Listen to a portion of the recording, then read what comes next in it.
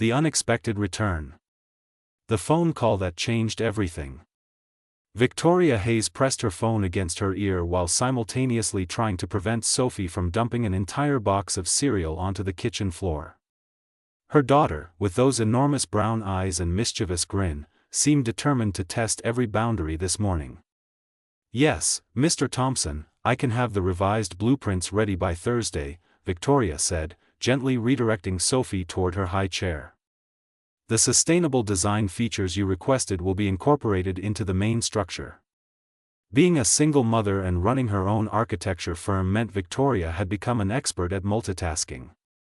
She balanced client calls during breakfast, sketched designs during nap time, and somehow managed to keep both her career and her daughter thriving. It was exhausting, but looking at Sophie's face made every sleepless night worth enduring. After ending the call, Victoria crouched down to Sophie's level. "What are we going to do with you, little troublemaker?" Sophie giggled, reaching for her mother's face with sticky fingers. "Mama silly." "Yes, Mama is very silly," Victoria agreed, kissing her daughter's forehead. Those eyes, so familiar yet belonging to someone she tried not to think about, stared back at her with innocent joy. An ordinary day turns extraordinary. The architecture conference was supposed to be routine. Victoria had attended dozens of these professional gatherings, networking with potential clients and staying current with industry trends. She had dressed professionally in a charcoal blazer and cream blouse, her portfolio tucked under one arm as she navigated the crowded hotel ballroom. The keynote speaker was discussing innovative urban development when Victoria heard a voice that made her blood run cold. "Victoria? Victoria Hayes?" She turned slowly, knowing exactly who she would see before her eyes confirmed it. Nathan Sterling stood 3 feet away, looking like he had stepped out of a business magazine. His dark hair was perfectly styled, his charcoal suit fitted to perfection, and those intense brown eyes held the same focus that had once been directed entirely at her. "Nathan." Her voice came out steadier than her racing heartbeat suggested. "This is unexpected." "I had no idea you'd be here," he said, moving closer. The familiar scent of his cologne triggered memories Victoria had spent 2 years trying to bury. "I thought you were still in Boston." "I moved back 18 months ago." Victoria gripped her portfolio tighter, using it like a shield. "Congratulations on your company's expansion. I've been following your success." That was partially true. She had tracked his career from a distance, partly out of curiosity, partly to ensure their paths would never cross. Yet here they stood, fate laughing at her careful plans. Nathan's expression softened, vulnerability replacing his usual business mask. "Can we talk? Just for a few minutes. There's a quiet area by the terrace." Every instinct screamed at Victoria to refuse, to walk away before old feelings resurfaced. But something in his face, a sadness she recognized, made her nod. Confronting the past. The terrace overlooked the city skyline, afternoon sunlight casting long shadows across the stone tiles. Victoria leaned against the railing, maintaining distance between them. "You look wonderful," Nathan said quietly. "Different. Stronger somehow." "People change," Victoria replied. 2 years is a long time. Too long. He moved to stand beside her, careful not to invade her space. "Victoria, I've thought about you every single day since I left. Ending our relationship was the biggest mistake of my life." Victoria's hands tightened on the railing. She had imagined this conversation countless times during her pregnancy, during those first terrifying months of new motherhood, during the lonely nights when Sophie slept peacefully and Victoria questioned every decision she had made. "You made your choice, Nathan. You chose Chicago, your career, everything you thought was more important than us. I accepted that and moved forward." "Did you?" Nathan turned to face her fully. "Because I never moved forward. I built an empire, made more money than I ever dreamed possible, and none of it means anything without you." The words she once longed to hear now felt hollow. Victoria had learned that love required more than pretty declarations. It demanded consistent action, sacrifice, presence during the difficult moments, not just the convenient ones. "What do you want from me?" Victoria asked, finally meeting his eyes. "A chance to explain. To apologize properly. To understand what I threw away." Nathan's voice cracked with emotion. "I was young and stupid and terrified of anything that might slow down my climb to success. I thought achieving everything would make me happy. Instead, I've spent 2 years realizing I had everything I needed and I destroyed it." Victoria's phone buzzed with a text from Jessica. Photo of Sophie attached, sticky face smiling at the camera after what appeared to be a spectacular encounter with chocolate pudding. Nathan glanced at the screen before Victoria could hide it. His expression froze as he processed the image of the little girl with his eyes, his smile, his unmistakable features. "Victoria." His voice had gone very quiet, very careful. "Who is that?" The moment everything changes. Victoria's mind raced through possible responses. Lies, deflections, anything to protect the fragile peace she had built. But looking at Nathan's face, seeing the dawning realization in his eyes, she knew the truth had already revealed itself. "Her name is Sophie," Victoria said softly, each word feeling like stepping off a cliff. "She's 20 months old." The silence that followed felt eternal. Nathan's face cycled through shock, confusion, rapid mental calculation, and finally, devastating comprehension. 20 months, he repeated. "Which means she was conceived right before I left." Victoria nodded, unable to speak past the lump in her throat. Nathan's legs seemed to give out. He sank onto a nearby bench, his head in his hands. "I have a daughter. We have a daughter. And you never told me." "You were in Chicago building your empire," Victoria said, her voice stronger now. "You made it very clear that commitment and family would hold you back from your goals. What was I supposed to do? Call and trap you with an obligation you never wanted?" Truth unveiled. The weight of secrets. Nathan looked up at Victoria, his eyes red-rimmed but blazing with emotion. "An obligation? You think I would have seen my own child as an obligation? What else was I supposed to think?" Victoria's voice rose despite her attempt to stay calm. "You literally told me that settling down would limit your potential. You said I was holding you back from everything you wanted to achieve. Those were your exact words, Nathan." The memory of that final argument still stung.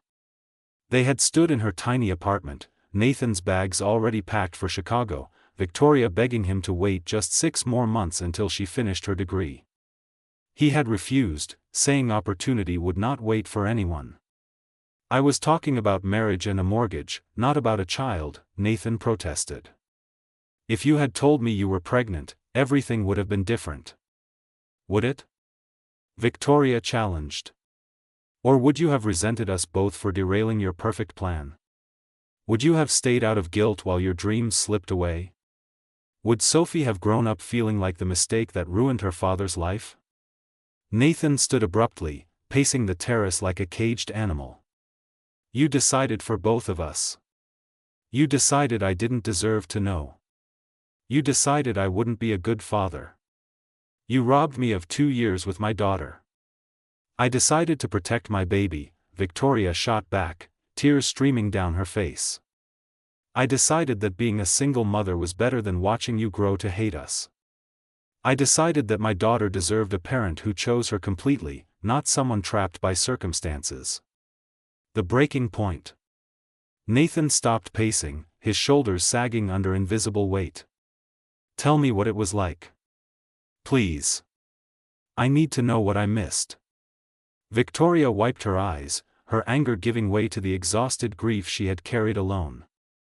"I found out 2 weeks after you left. Sat in that doctor's office by myself, heard her heartbeat for the first time with no one to share the joy. I worked 2 jobs while pregnant because architecture firms do not love hiring obviously pregnant new graduates. She paused, the memories flooding back with painful clarity.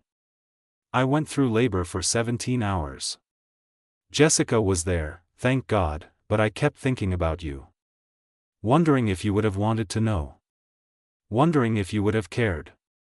Nathan's face contorted with pain, but Victoria continued. She needed him to understand the full weight of his absence. Then Sophie was born, and she was perfect. Absolutely perfect. 10 fingers, 10 toes, and your eyes staring up at me. In that moment, I knew I would protect her from anything and anyone who might hurt her, even if that person was her own father. I would never hurt her, Nathan said hoarsely. You already did, Victoria replied gently.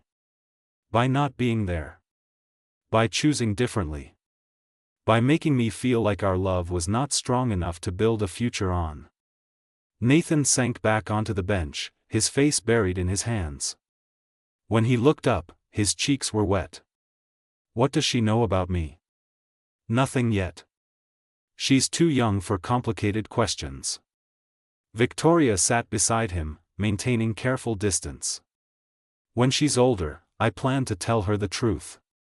That her father is a brilliant, successful man who made choices that took him in a different direction. That he didn't know about her because I chose not to tell him. That's generous, considering you could have painted me as the villain. You're not the villain, Nathan. Neither am I. We both made choices based on who we were then. Now we have to decide who we want to be moving forward. The impossible decision. Nathan turned to face her fully. I want to meet her.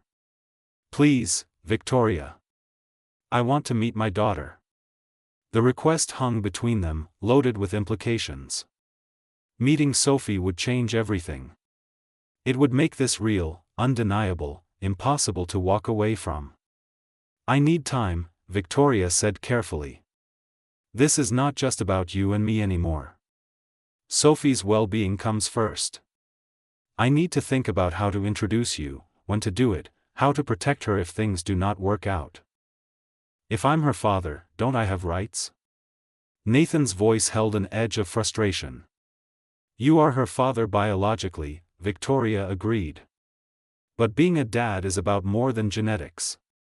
It's about showing up consistently. It's about putting her needs above your own. It's about being there for the difficult moments, not just the convenient ones.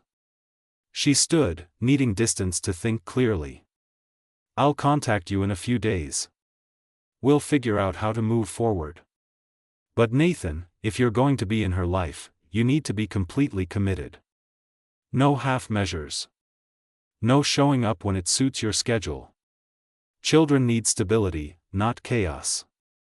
I want to be in her life, Nathan said urgently. I want to be her father in every way that matters. Then prove it, Victoria challenged. Show me through your actions, not your words. Make the hard choices. Put her first even when it costs you something. The revelation.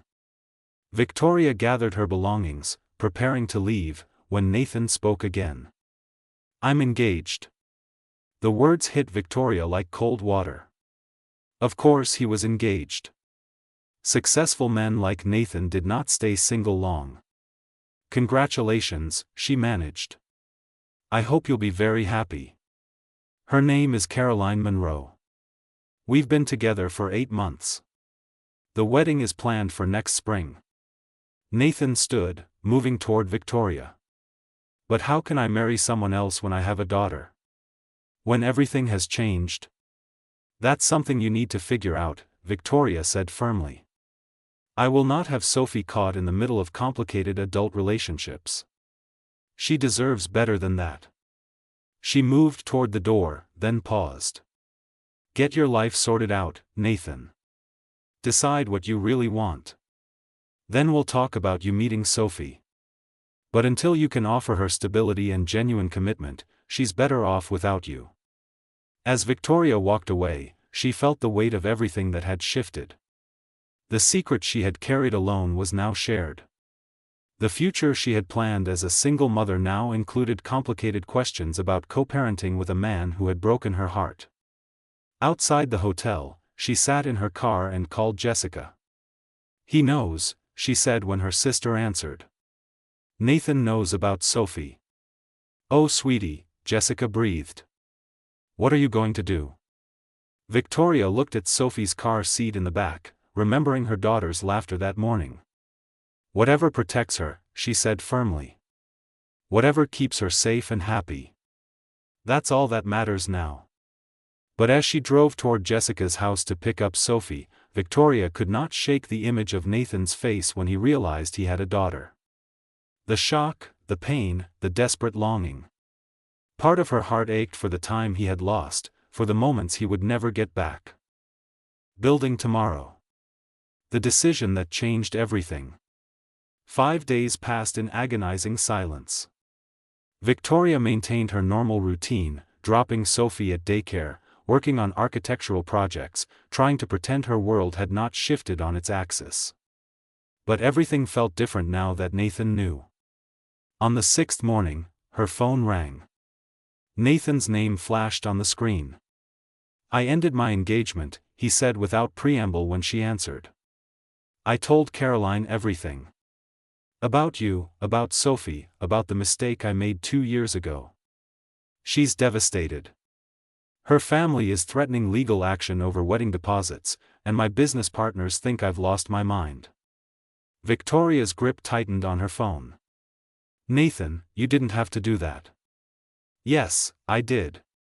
His voice was firm, certain. "I've made enough wrong choices.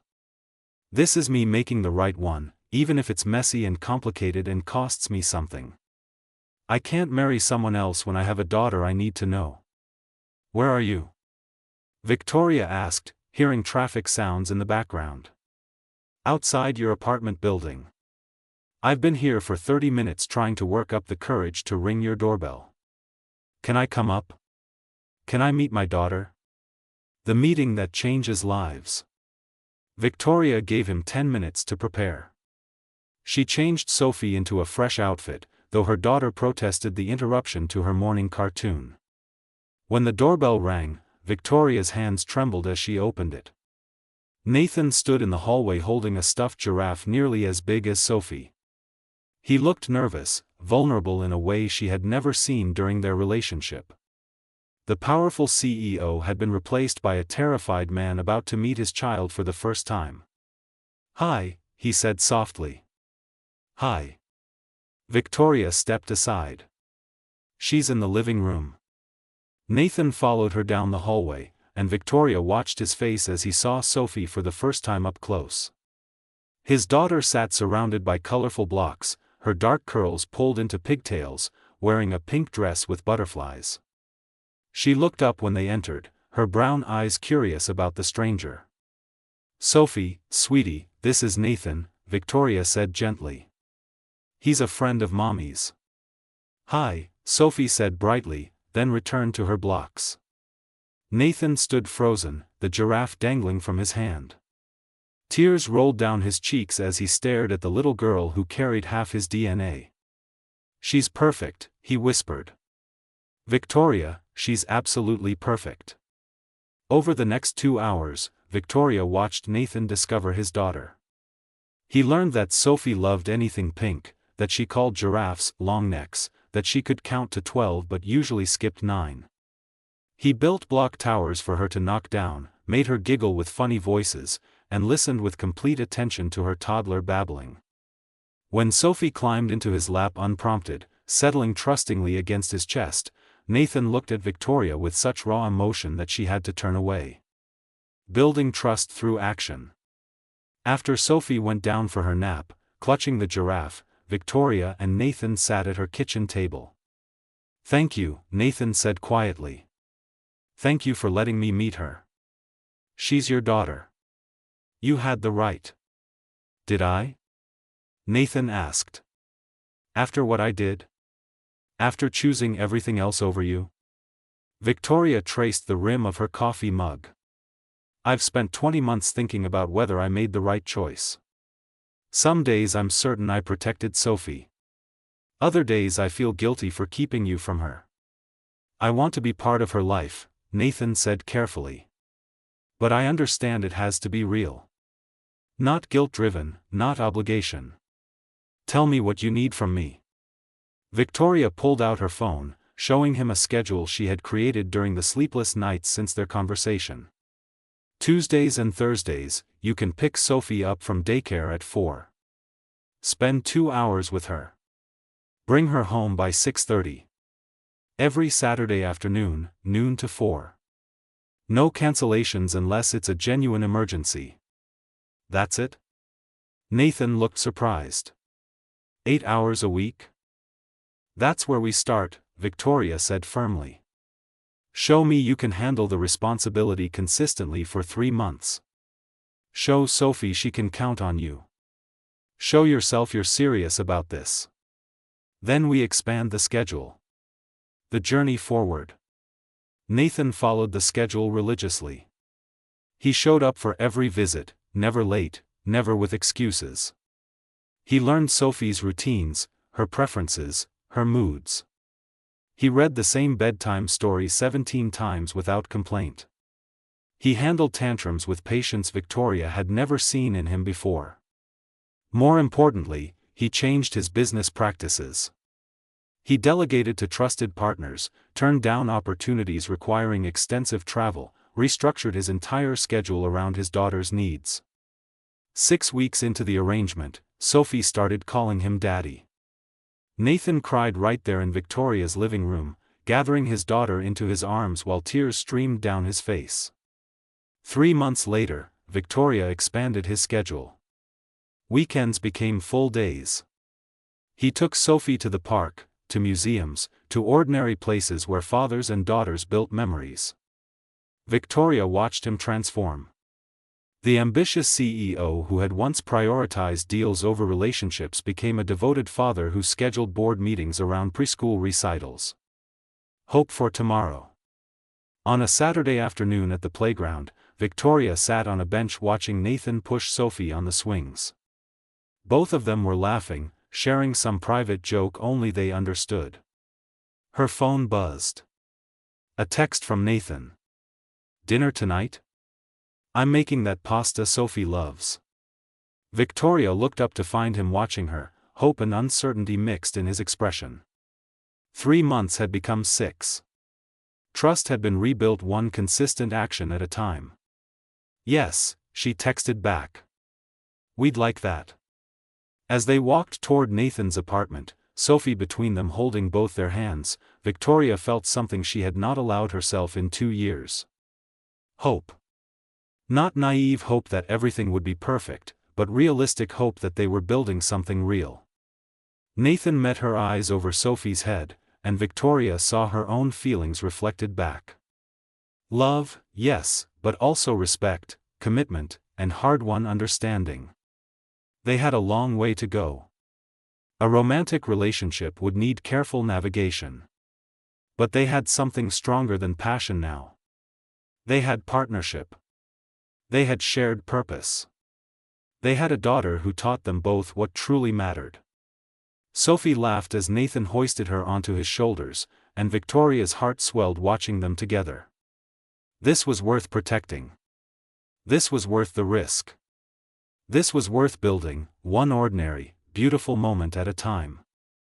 Sometimes the best love stories were not the ones that started with fireworks, but the ones that grew slowly through consistent care, mutual respect, and the willingness to put someone else's needs above your own.